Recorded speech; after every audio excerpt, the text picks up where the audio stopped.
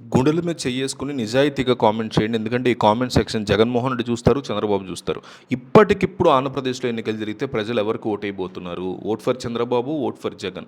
ఇదే మీ ballot box అనుకోండి, ఇదే మీ ఈవీఎం మెషిన్ అనుకోండి. కామెంట్ సెక్షన్ ఓపెన్ చేయంగానే వచ్చిన రెస్పాన్స్ చూసి జగన్‌కైనా, చంద్రబాబుకైనా నిజానిజాలు తెలియాలి. ఏపీ ప్రజలు ఇప్పటికిప్పుడు ఏపీలో ఎన్నికలు పెడితే ఎవరికి ఓటేయాలనుకుంటారు? Vote for Jagan, vote for Chandrababu ఈ రెండిట్లో ఒకటి కామెంట్ చేయండి. అనంతపురం జిల్లా ఉరవకొండ నియోజకవర్గంలో రాజకీయ వేడి ఒకసారిగా తీవ్ర స్థాయికి చేరిందని చెప్పుకోవాలి. మంత్రి పయ్యావుల కేశవ్ అక్రమంగా భూములు దోచేస్తున్నారు అంటూ వైఎస్ఆర్ కాంగ్రెస్ పార్టీ నాయకులు, కార్యకర్తలు భారీ ఎత్తున రోడ్డెక్కి తీవ్ర నిరసన తెలపడం అనేది అక్కడ జరిగింది. ఈ ప్రాంతంలో ప్రభుత్వం అలాగే కొన్ని పనులకి వ్యతిరేకంగా, ప్రజలకు వ్యతిరేకంగా నినాదాలు చేస్తూ వీధుల్లో ఒక రాస్తారోకను కూడా వాళ్ళు నిర్వహించడం జరిగింది.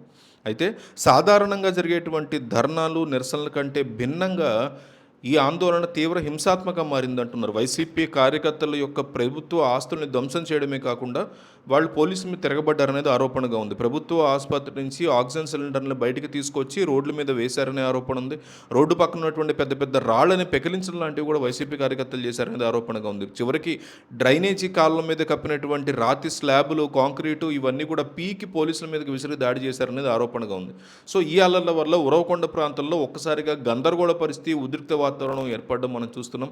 సమాచారం అందుకున్నటువంటి పోలీసులు వెంటనే రక్షణ చర్యలు చేపట్టి అల్లర్లని అదుపులోకి తీసుకురావడానికి వాళ్ళు రంగంలో కూడా దిగారు. పరిస్థితి చేయిదాటిపోకుండా ఉండేందుకు వైసీపీ మాజీ ఎమ్మెల్యే విశ్వేశ్వరరెడ్డిని పోలీసులు ఘటనా స్థలంలోనే అరెస్ట్ చేసినటువంటి పరిస్థితి కూడా ఉంది.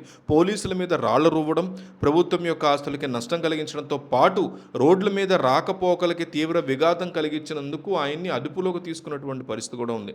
ఆయన అరెస్టుతో అక్కడ ఉన్నటువంటి వైసీపీ శ్రేణులు మరింత ఆగ్రహంతో ఊగిపోయిన పరిస్థితి ఉంది. ఈ క్రమంతో నిరసనని మరింత ఉధృతం చేయడానికి ఉరవకొండ వైపు వస్తున్నటువంటి మాజీ ఎంపీ గోరంట్ల మాధవ్ను కూడా మార్గ మధ్యలోనే అడ్డుకుని అరెస్ట్ చేశారు.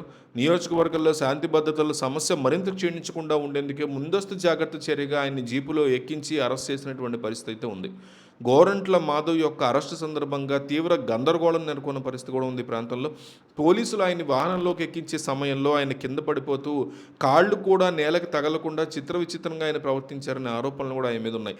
తన్ని అరెస్ట్ చేయడానికి వీల్లేదని, ఉరవకొండ ధర్నా దీక్షకి వెళ్లాల్సిందేనని పోలీసులతో తీవ్రంగా వాగ్వాదానికి దిగారు ఆయన అనే ఆరోపణ ఉంది. అయితే పోలీసులు ఏమాత్రం వెనక్కి తగ్గకుండా ఆయన బలవంతంగా పోలీసు వాహనంలో ఎక్కించి స్థానిక పోలీస్ స్టేషన్కి తరలించిన పరిస్థితి ఉంది. సో జీపు ఎక్కిన తర్వాత కూడా గోరంట్ల మాధవ్ ఒక రకమైన డ్రామా ఆడారంటూ టీడీపీ మీడియా మండిపడుతుంది. సో వాహనంలోనే షర్ట్ ఇప్పేసి నిరసన తెలపడం అనేది అందరినీ ఆశ్చర్యానికి గురి చేసింది అంటున్నారు. గతంలో కూడా చేబ్రోలు కిరణ్ వివాదం విషయంలో పోలీసులు అరెస్ట్ చేసినప్పుడు పోలీస్ స్టేషన్లో కరెంటు పోయిందని, గాలి ఆడట్లేదని చెప్తూ షర్ట్ విప్పేసి కూర్చున్నటువంటి సంఘటనలు చాలా